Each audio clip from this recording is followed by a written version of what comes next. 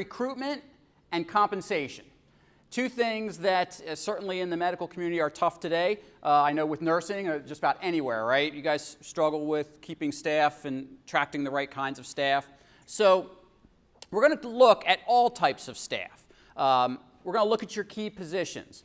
We're going to look at how we create messaging. How should we be marketing our positions to the workplace, to the marketplace? Those are two different messages.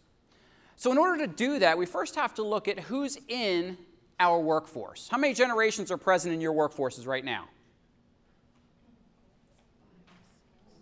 5 or 6? Better at least be 4, okay? Maybe you still got some 5s in there, the older generation.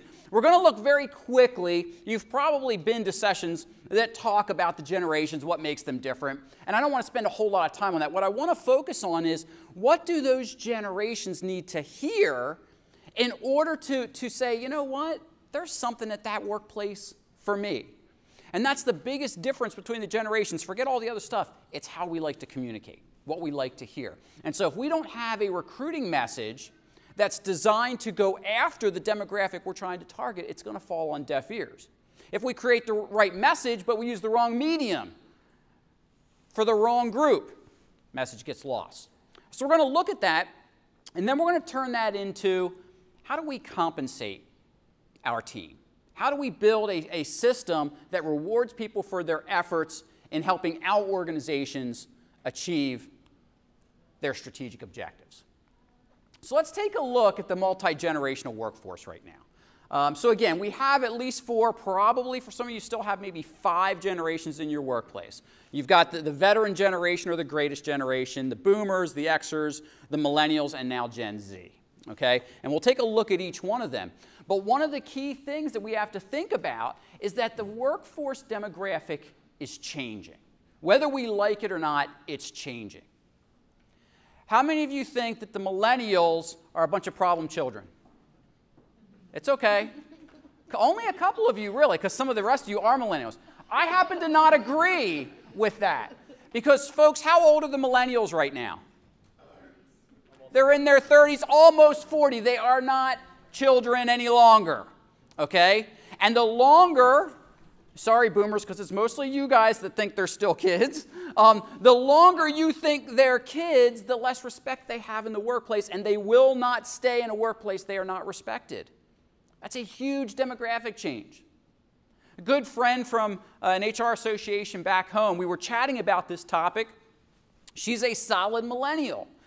And we were talking about this concept of the millennials in the workplace and their lack of respect. She says, Ed, I'm 36 years old. I'm married. I have a house. We're planning a family. I'm a big girl now. And yet in the workplace, there is still this concept that they're kids. Okay? Yes, ma'am. Define millennial. I thought it was like 1985 on. 85 on. No, generally it's around 1980. We're going to get there in one moment. I'm going to target out. Gen X. Yeah, exactly. Thank you. I'm a Gen Xer. What happened to us? We are 64 to generally 76 or 80. What the hell? Oh. Okay, what's the baby boomers? Because that was supposed to be 46 to 64. Yeah, you're good. Okay. Is anybody else confused? Well, you know what? Hold that thought because we're gonna look at each one real quick here. Okay? Leave it to a Chiefs fan. I don't know. I know. I just struck. Now I get stuff thrown at me, right? Because I see them all over the place.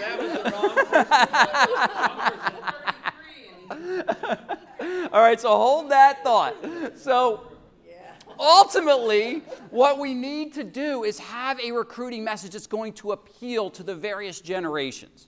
And we're going to see that we each want to hear something different when it comes to how we assess a potential workplace. Well, we have to understand it's a buyer's market out there. You're probably already experiencing it. How many of you have, within the last month, made job offers to people that either rejected your job offer or said, hey, I've already got another job elsewhere? Didn't show up? Okay. So a bunch of you, okay, why didn't they show up? Okay.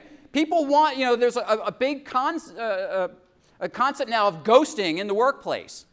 And we get upset as business people about why do candidates ghost us? Well, you know what? We did it to candidates for 10, 15 years. We didn't want to talk to someone, we just didn't answer their emails, didn't return their phone calls, and we thought that was okay. It's not okay. Any more than it's okay for candidates to be ghosting us. But it's a sign of a demographic shift that has happened. We are not there to provide for them anymore. We need them. And so we have to be willing to look at the fact that we have to sell ourselves to the candidates. It's not just about them selling themselves to us, okay? And so what we have to look at is how many different sources are you using to source candidates, and we'll look at some options there, okay? What are your critical skills? Think about your practices, and you look at the different demographics within your practice. You've got front desk people that assure that your patients are greeted in a friendly and prompt manner. Their paperwork's taken, insurance cards are checked, they're moved through the system. You have your initial service providers who are doing the upfront assessments. You have your docs who are doing the heavier end assessments.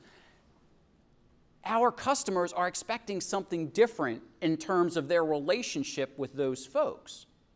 And so when we're recruiting those different types of folks, we have to be thinking about what are the critical skill sets that I need that person at the front desk to exhibit versus the nurse, versus the doc, or any other of the providers that you have, okay? We have to identify those critical skill sets. That's the only way that we can ensure during the interview process that we're having the proper questions asked and answered. If we come down around the side, the other thing we have to look at is our employment brand. I worked with an orthopedic practice earlier this year whose their marketing brand, phenomenal. You needed what they do done to you, you went there in that region. The docs were incredible, best in the region. Their employment brand was in the tank. Nobody wanted to go work there. How long can that dynamic exist? Why? Why not? It's getting quality people to then carry out that mission. Okay. So if we're not drawing in the quality people, sooner or later, no matter how good the docs are in the operating room, everyone else that has to support that patient is going to have a different experience. That's a problem. This organization realized we have a problem. Our employment brand is in the tank, and if we don't get it out of the tank, we will not be able to maintain our marketing brand. So it is key. And finally, we've got to look at employee engagement. If we work so hard, if we take what we're going to talk about today to heart and we start to implement it, but then we don't keep the people engaged on the backside, we're still dead in the water. Now, I talked with a business owner a little while back, and it was after a session like this, and I had flashed a picture up of a board meeting gone bad, and there's a person laying there and his head's on the desk like this. And I said, what's wrong with this picture? And the business owner said, you know, I'd fire that guy. I said, okay, I'm not arguing that he shouldn't be fired. He's clearly disengaged. But what's wrong with the picture? And he says, I want people that are self-starters. I want people that are self-motivated. They're the ones that deliver for me. I said, okay, great. So then whose fault is this? And he says, well, it's his fault. He's clearly not self-motivated, self-starter. I said, well, who hired him? And the business owner just looked at me. If we hire someone because they've got the skill set that we want, either one of two things has happened when their head's on the desk. Either they smoked us in the interview, which can happen, we all make bad hires, or we squashed their flame when they came in. Those are the only two possible outcomes, both of which we are responsible for. Because if they smoked us in the interview, maybe we didn't ask the right questions. And if we got them in the door and we squashed them, shame on us. We'll take a look at that concept. So this idea of employee engagement, critical, okay? So when we look at this new recruiting framework, think about how diverse your workforce is right now. And I don't want you to think diversity just in terms of race and gender, because those are the first two things that everyone thinks of, okay? I want you to think in terms of the ages in your workplace. What's represented in there? Do you have a sense for what types of other demographics might be there. Religion, socioeconomic upbringing, faith traditions, views on politics, you name it. Anything that makes us different is what diversity is, okay? What messages do people need to hear to be engaged, to be recruited? Does our workforce look like our customer demographic? Maybe not necessarily in age. I know orthopedics, you tend to have a bit of perhaps an older population. But what about, we like to do business with people that have similar relationships, similar backgrounds. Does your workforce mirror or at minimum understand the demographic you're serving? I'm currently working with a retirement village, and it's one of these continuing care setups where you can go from complete independent living all the way up through skilled nursing, end-of-life care. And the CEO is part of the problem at this organization. He doesn't leave his office. And when I pressed him about it, he said, "There's sick people out there, Ed." I looked at him and I said, "Yeah, that's why they're here." Okay, in some cases, they're ill. But what's wrong with this dynamic? You take a job in an organization where you know folks have health issues, and you're afraid to leave your office because they've got health issues. What is wrong with you? Huge disconnect, okay? I think the board messed up there when they were interviewing candidates, and they brought this person in, and that organization is suffering mightily, okay? And so when we look at social media and brand messaging, are we present out there? What does your online application system look like? Do you tell me to fill out 20 minutes worth of fields on your website and then tell me to also upload my resume? Do you know how ridiculous that is from a recruiting standpoint? We do it. We do it all the time. Doesn't make any sense. Why would you not just have me upload your resume? I had one client, we were talking about this, and they raved about their applicant tracking system and their candidate experience. So, went back to the office, I start plugging in. It took me 15 minutes to enter everything they wanted. I hit submit, and I got booted out. I thought, okay, things happen.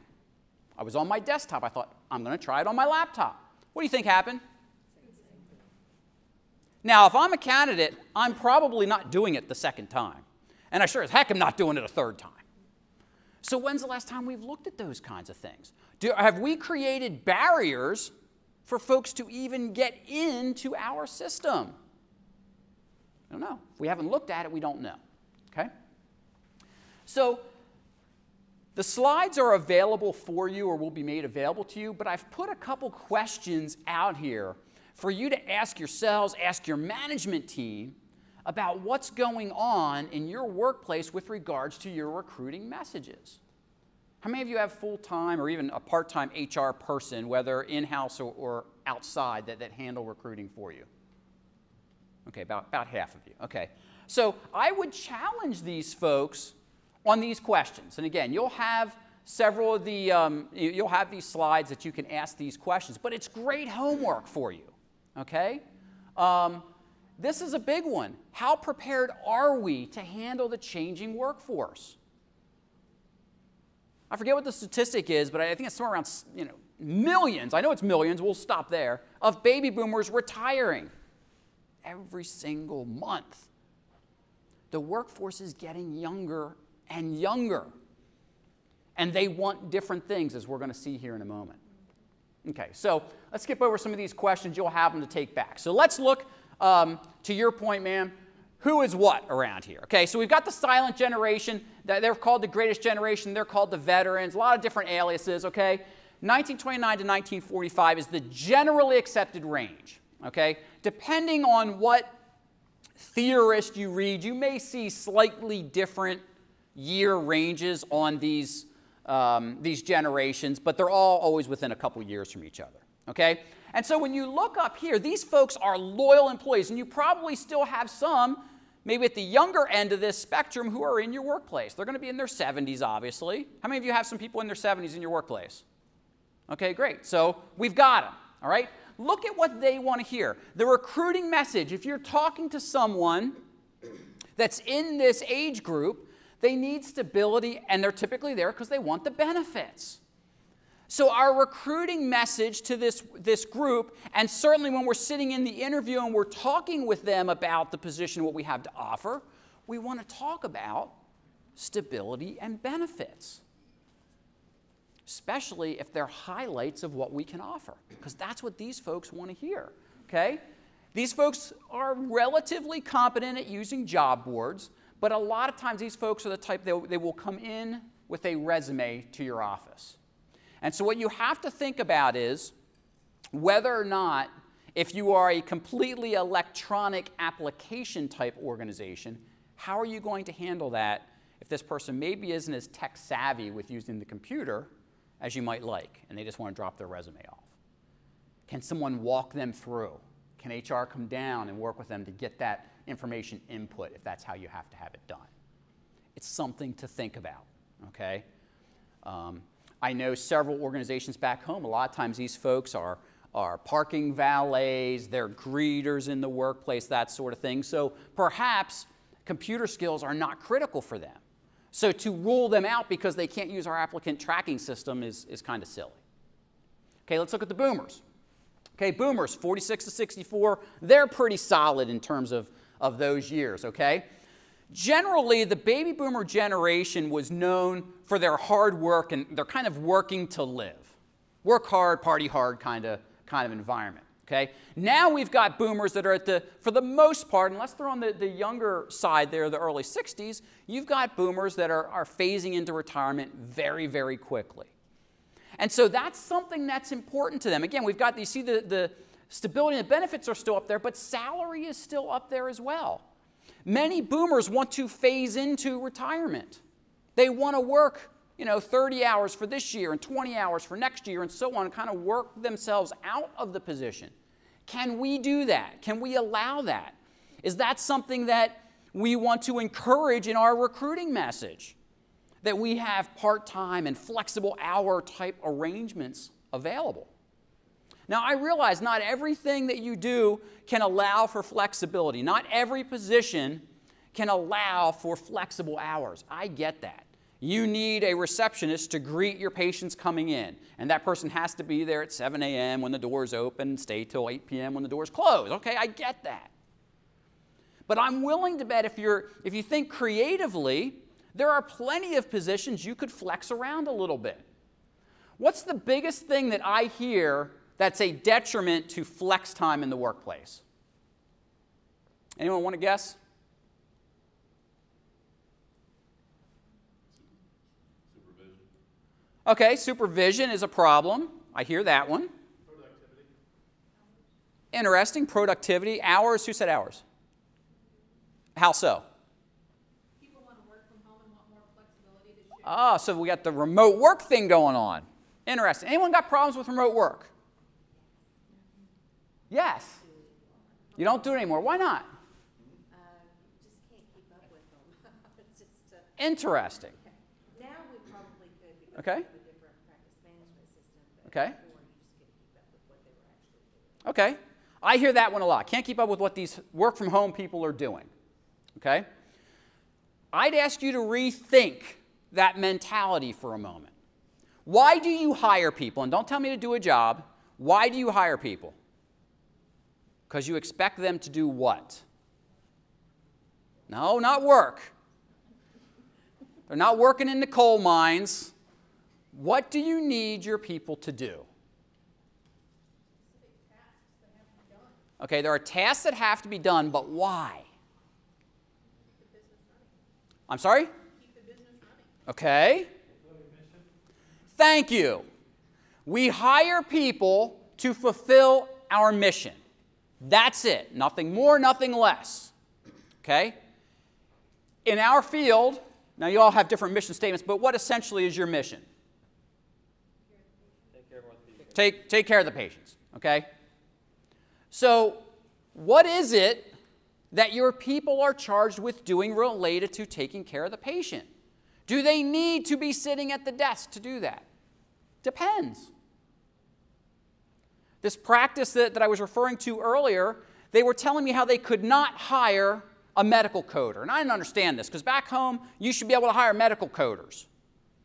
And I said, well, what's the problem? Oh, we're getting plenty of candidates. I said, okay, great. Are they not qualified? Well, they all want to work from home. I said, so? What's the problem? Well, the rest of our coders work here. Do you have the technology for someone to work at home and code? Oh, yeah, absolutely someone could. Then why would you not do that? I don't understand. And I hear, well, we can't manage them. We don't know when they're working. What if they don't work?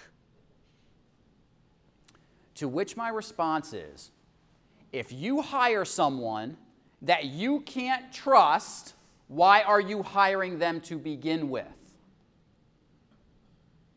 You will be able to tell whether a medical coder is doing his or her job, would you not be? Would you not be able to measure the amount of work that they do in an 8-hour day compared to other coders? Sure. There you go. Our problem with that, because we tried that and we Okay. is our physicians want to walk down the hall when they're free and have a face-to-face visit. Ah, so the physician. So she said the problem is the physicians want to be able to have that face-to-face. I am willing to bet it's your older docs. No. Really? It's even your younger ones? Because they don't know coding. Okay. So what's going to happen with the movement to the whole teledoc system? When I get on Skype to have a meeting with my doc, instead of coming into the waiting room and sitting there for an hour waiting for him or her to see me for 5 minutes. What's going to happen? The smarter medical providers are embracing this. My general practice back home is already dipping their toes into that water. I have my key provider's cell phone. I don't abuse it, but if something's going on, I can text him. Doc, this is what's going on. Do you want me to come in? They're testing it with certain patients. They know some patients are going to abuse it, but they're testing it, okay? My wife has her providers, and it's going very well. So your profession is going to change radically in the next 5 years, probably, certainly 10. And so if docs are going to be a little bit more remote to deliver some of their services, we have to think about whether or not we're doing things to better the business. And one of the best ways, are your docs owners of your organization? Okay, perfect. So what does every business owner care about? Money, profits, right? No matter what you're providing, it's all about profits. Nothing wrong with that. It's why we started business, to make money, okay? Let's not kid ourselves. So my argument to a doc that wants to see a body in a seat is, Doc, do you know how much it costs us to have bodies in seats in terms of infrastructure around here? Just in terms of buying the infrastructure and the electric and the heating and the cooling and everything else that goes with it. Can we put $1 on that? And then can we put $1 on what if we took 10% of our workforce and made them remote? What would that do to our overhead? Would it keep us from having to expand our office complex? You got to think about those things. And if that doc/owner still says, don't care about saving money, I want bodies in seats, all right, then they've made a business owner's decision on that front. But hit them where they care. It's the pocketbook. Every business owner will listen, at least, to discussions that will save them money. Okay? We could spend all afternoon on this one, so we're going to keep moving. Okay? Gen Xers. So thank you so much, Barbara, for asking what about the Xers? We are the forgotten generation. We're that little sandwich, okay, between the big generation of boomers and the big generation of millennials. Okay? So generally, we're 65 to 80. Sometimes you'll see 1976 in there. Sometimes you'll see 82. Again, depends on what theorist you read about, okay? We are very independent. And we are independent because we were the original latchkey kids. Okay, we came home to empty houses. We did our homework. We maybe cooked meals. We cleaned the house, did our chores, and whatever. And so in the workplace, here again, early on in my career, Xers were viewed as not having people skills and being rude and being cynical. And to a certain extent, boomers still think that about us because boomers love the millennials. They get along. They don't like them in the workplace, but they like them as a generation. Interesting dynamic, okay?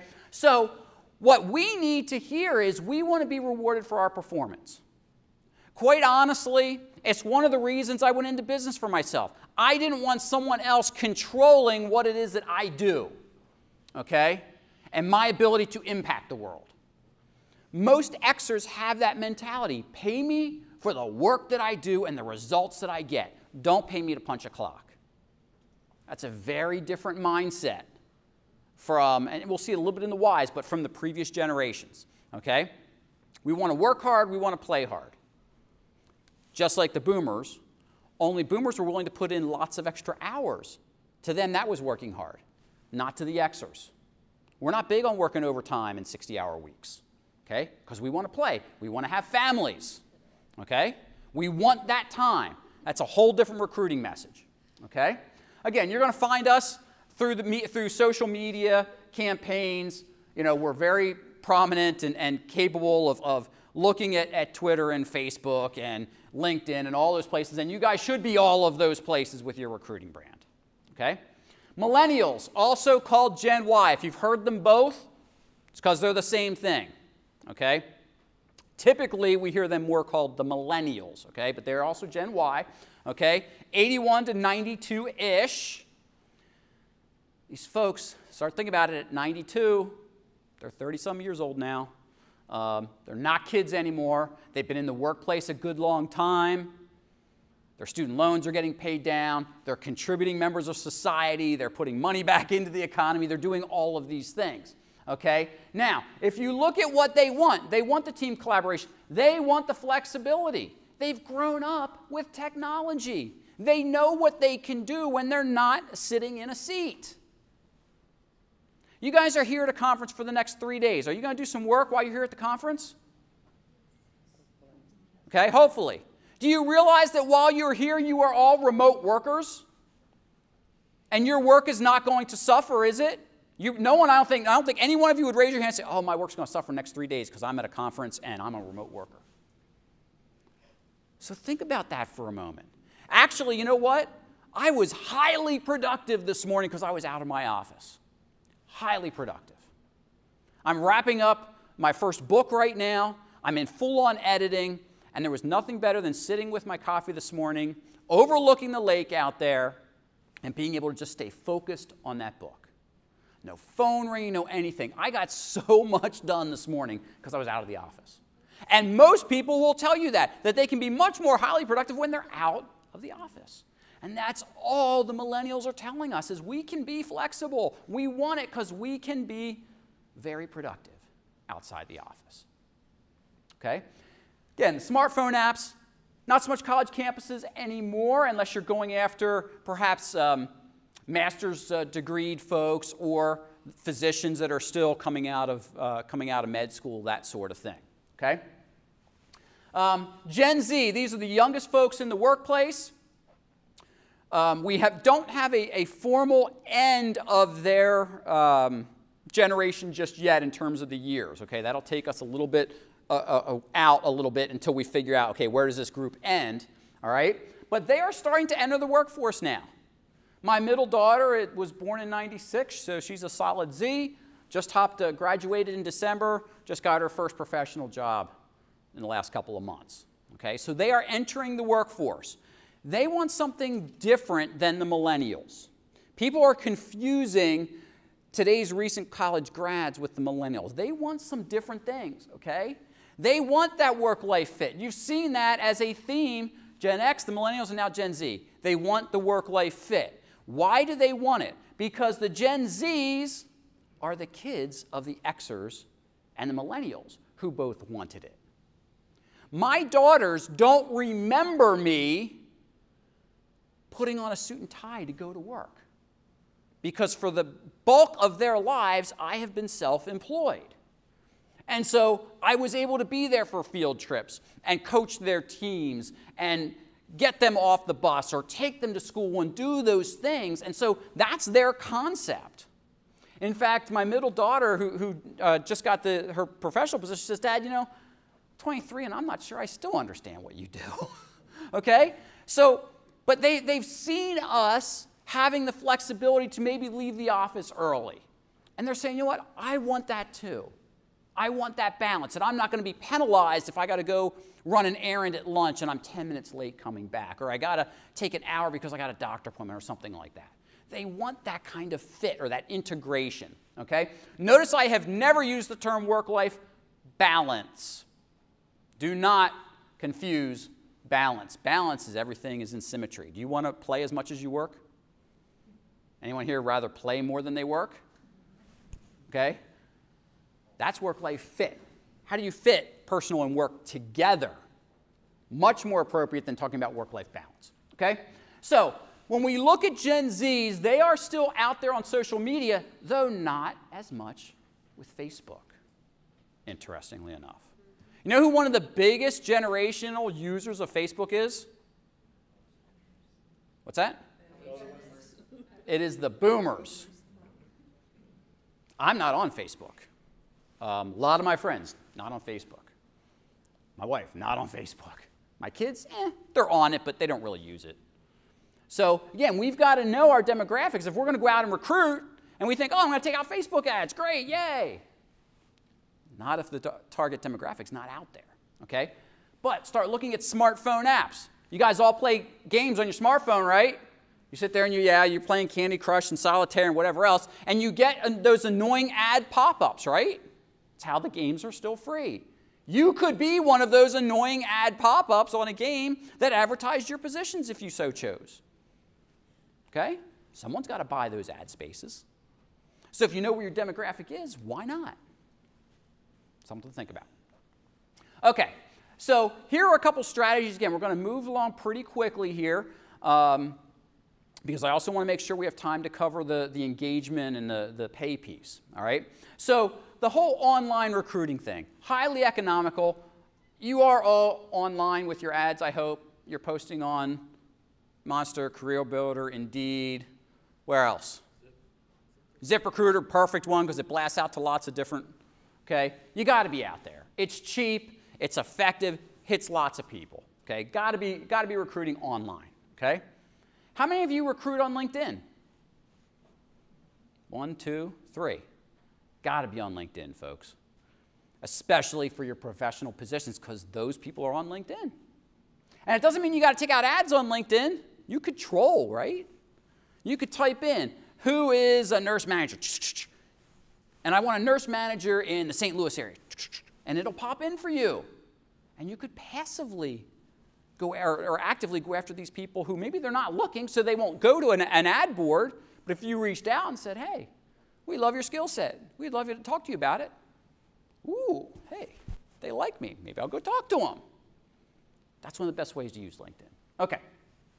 Campus recruiting, job fairs, how many of you are doing that kind of stuff? Wow, really? So if we're having trouble recruiting nursing type folks, would it make sense to maybe go where the nurses are graduating? Okay?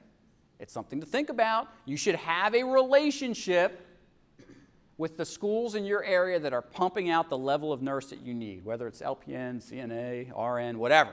You should have a relationship with those institutions. Get high on their list. There's a 2-year technical school back home. Now, they're not in the medical field. You know, they're putting out CNC machinists and car mechanics and that. They have, every year at their job fair, more employers there than they have students graduating.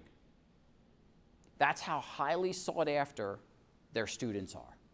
100% job placement for years now for their students. because they put out the best of the best in their technical fields. There's got to be schools like that that you could be developing relationships with. My daughter just wrapped up, my oldest daughter just wrapped up her master's in nursing.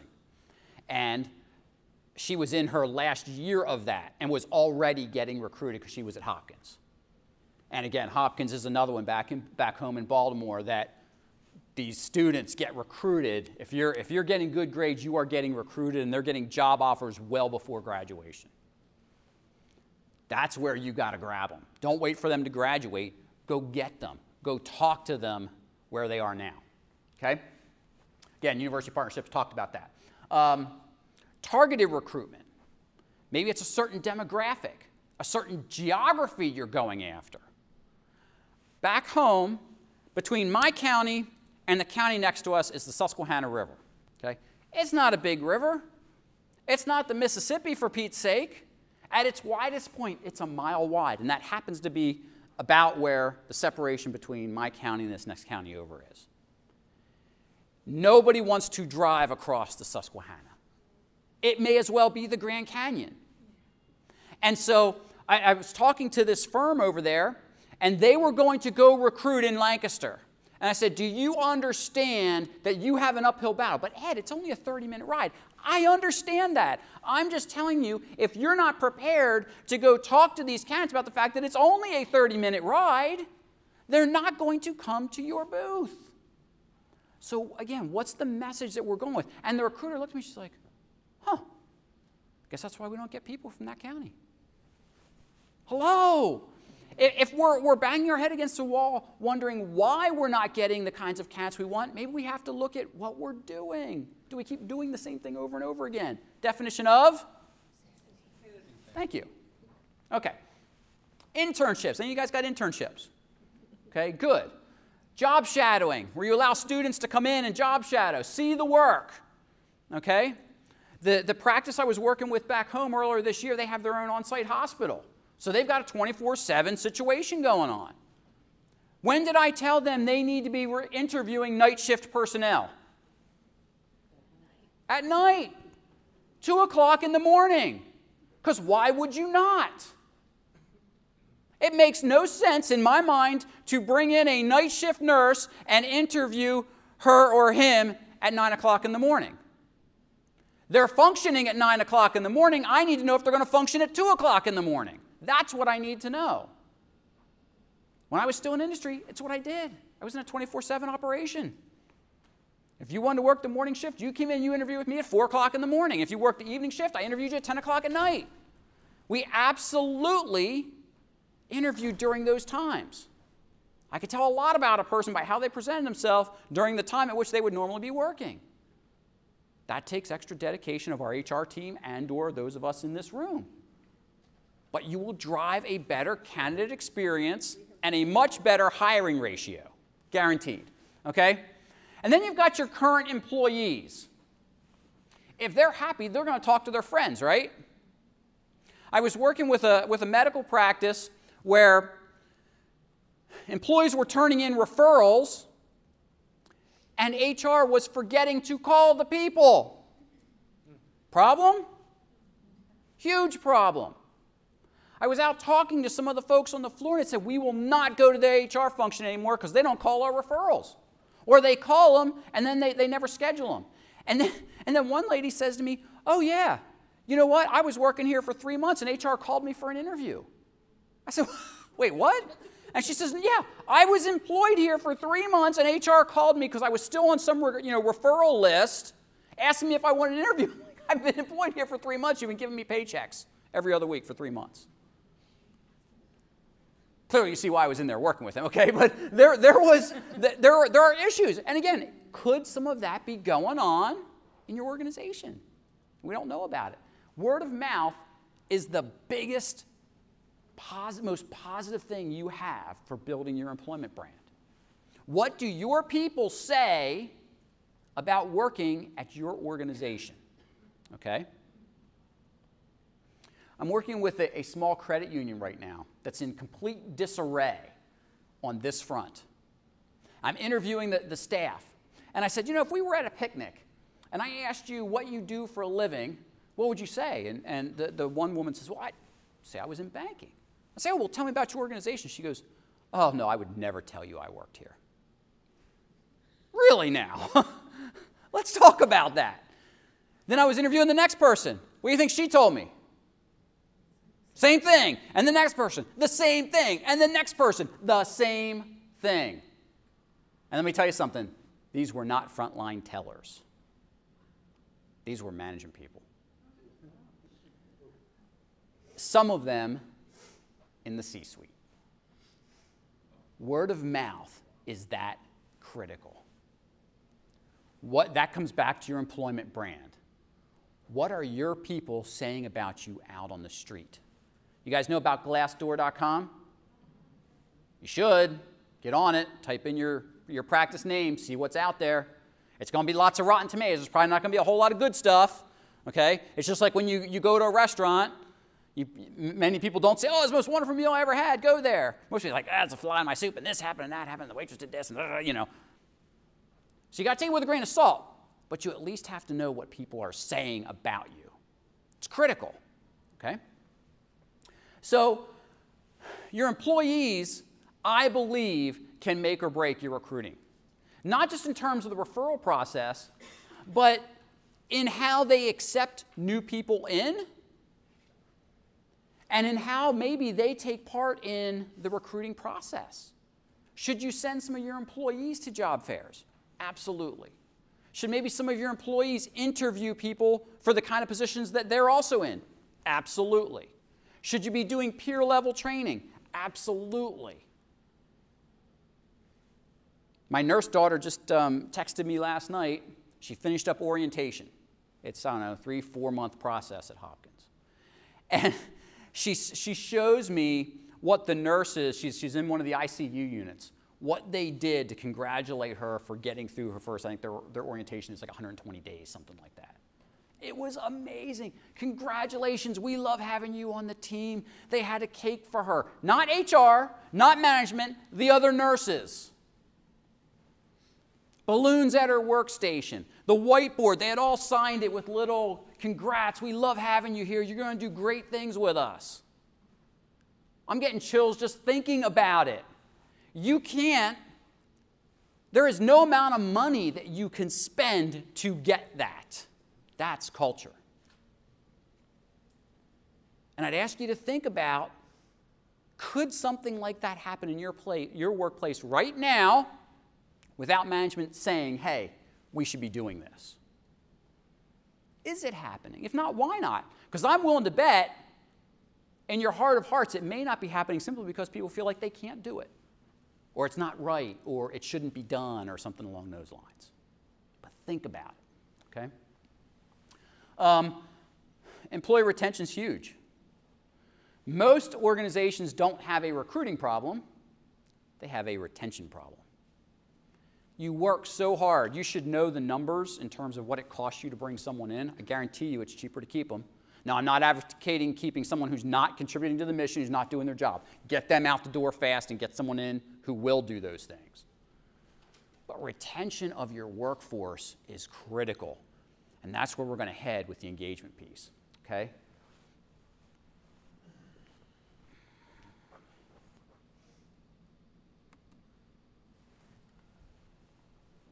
Okay. So, in terms of, we talked about the job preview thing. I think we've hit keeping hiring flexible in terms of how you're looking for people, what you're looking to do with them, those sorts of things. Be flexible with candidates. Don't be so rigid. Oh, I can meet you at 2 o'clock in the afternoon, and the candidate says, well, I'm kind of coming over on my lunch hour, and I want my current employer to know that I'm looking. Oh, well, sorry, I only have 2 o'clock available. Okay, you probably just lost a good person. So how flexible can we be? Again, it's a buyer's market. We don't make the rules as the employers anymore, okay? So it's all about marketing. I guarantee you that you all work very hard on your marketing budgets, do you not? You're trying to draw patients into your practice based on the quality of care that those folks can expect and the patient experience. We should be doing the exact same thing with our people. We should be creating a marketing message around what it's like to work with us. And that should be on your website. I should see happy, smiling faces, not of stock photo models, but of your people, with quotes, why they enjoy working there, why did they come to work there, why do they stay working for you. The old picture worth 1,000 words thing is so true when it comes to recruiting. If you're using any kind of brochures, same thing. That's why I think having your employees out at the recruiting events is absolutely critical. Have a wide range of folks. I know a couple of practices actually will send a doc out. Yes, ma'am. How do you approach it when it's the owners that are the problem with retention? That's a great one. Okay, so they have to first off be made aware that they are part of the problem. Okay? And again, I believe it comes back to dollars. In this case, your owners are they the docs? Okay, perfect. So I think it comes back to the almighty dollar. So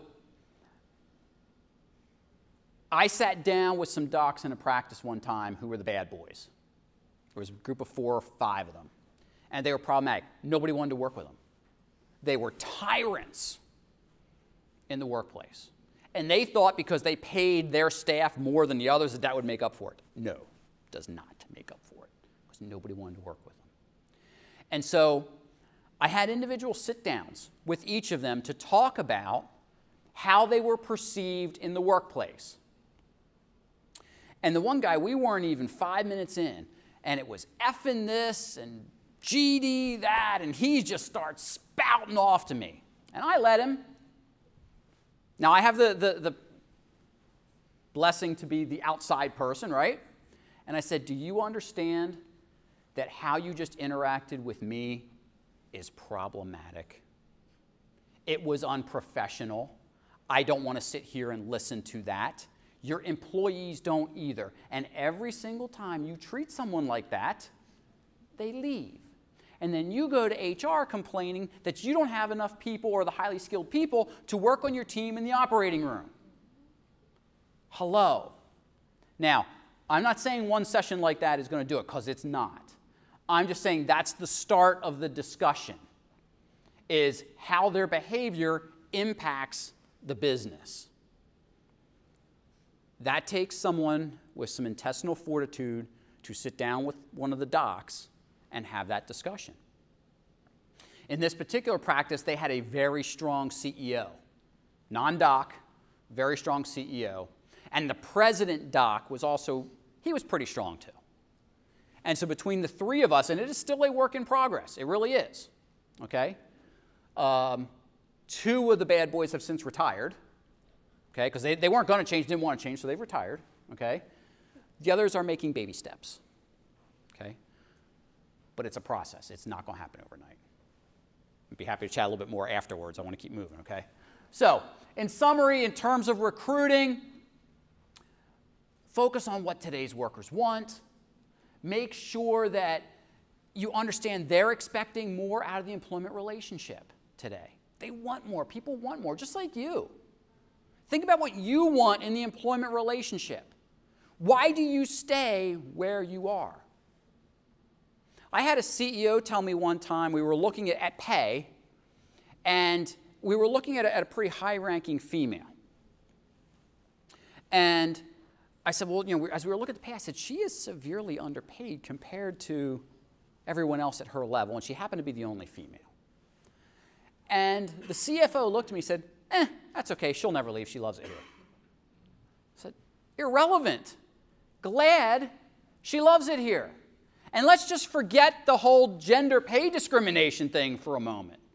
What's wrong with the picture? Why would we take any employee and underpay them because they love our workplace? Makes no business sense to me. I got someone who's engaged, does good work, loves it here, ain't going anywhere.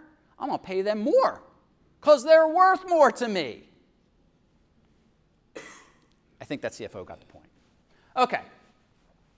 That being said, wouldn't you love to tell people work, or, you know, you're just going to get fired, okay? It would make our lives easier. I'd probably be out of a job, but the reality is that if we're going to incent people and incent the behaviors, we've got to identify the cultural things first that we were just talking about. What do we want represented in our workplace? Okay? And so when you're thinking about your pay structure and how you reward your people, and yes, I understand, there are lots of different ways that we incent performance. It's not just about pay. We're just talking about pay right now, okay? Ultimately, the only reason you pay someone, the way that you pay them, is to create a link between their work and their reward. That's it. That's why we pay people. The whole reason that we get disconnects is this. Hallie? Yes. Okay. So Hallie comes to work for me. During the course of the interviews, I like the skill set that she brings. She likes the culture and the opportunity that I'm providing her. We shake hands. I say, welcome aboard. I offer her a really nice package. She says, great. I like the package that you've offered me. I'll bring my skill and talents and abilities and help you drive results for that package. Yay! Now, the following year comes around, and Jennifer retired. And I didn't fill Jennifer's job, right? What did I do? Gave it to Hallie because she's tearing it up. And I don't give her any extra money. Do we do that to people all the time? Are things now out of balance? What she signed up for isn't what's going on now. And then we wonder why she quickly goes from being a very happy, productive employee to one who's disgruntled, fried, and burning out quickly. Now, I get you're not going to double her salary because she's doing 2 jobs. I get that. But there has to be some level of balance there, okay? So there's lots of design considerations. I'm not going to go through them all one by one, but think about some of the key ones up here. What drives pay at your organization? Do you have to pay more because you have a very stressful environment? Maybe. Do you have an awesome benefit package, so because of that you can pay a little bit less? Maybe. It's just one of the buttons that we push. Pay is just one thing amongst everything else that we do for our people. But we have to look at all of these types of things in there, at least the ones that apply to us, and say, how does that impact how we pay our people and why we pay them the way that we do? Okay? Because if you look at this model, if we look at our total rewards in here, these 5 things, we have to get that mix right for our people. And that's going to be different for every organization. But if we get that mix right, we attract the right people, we motivate the ones we have, we keep them, that leads to the satisfaction and engagement, which links directly to performance. This is not rocket science. And yet, so often I see the way people are paid and the total rewards packages that are designed for the workplace do not at all mirror up with the performance that we're expecting out of people. I had a situation with it was a phone center. You know, you call in and you get the 1-800 helpline kind of thing.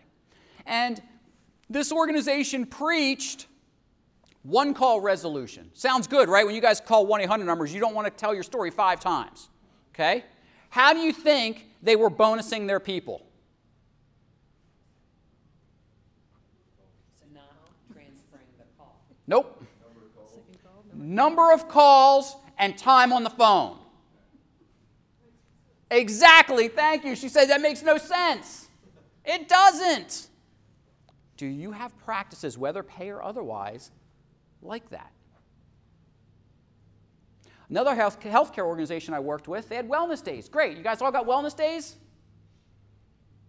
No? No wellness days in healthcare? Really? Or are you guys being bashful? What do you mean by a wellness day? Wellness programs even. Well, we have a Wellness programs. Yeah. Okay, all right. So I dealt with an organization who would have wellness days. Now, they didn't stop work, but they had all kinds of programs going on those days. Breakfast, waiting for the people when they came in. What was it? Donuts and coffee.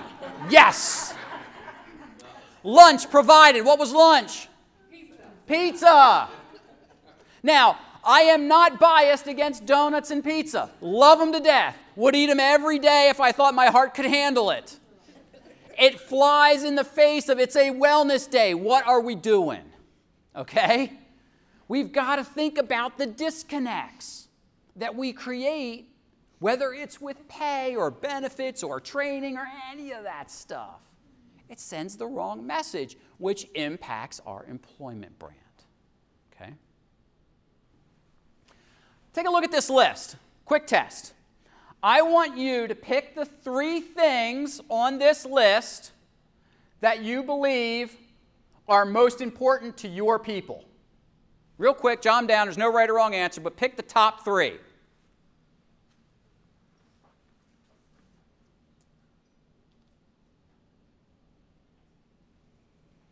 was a study conducted. They did this very test. 500 companies, thousands of managers. Ask them, what are the top 3? Got them? Here's what management said in the survey. Okay? Climate, the supervisor, and culture. Biggest drivers of retention and motivation in our workplace. Any of you got those? Or at least 1 or 2 of them? 1. Anyone get all 3 of them? Okay, you did. You picked those 3. Okay? Here's the problem. Same survey, same companies, thousands of employees.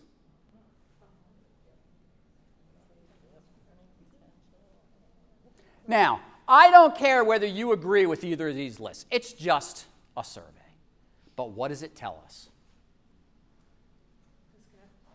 Huge disconnect between what management and employees at the exact same organizations thought was important.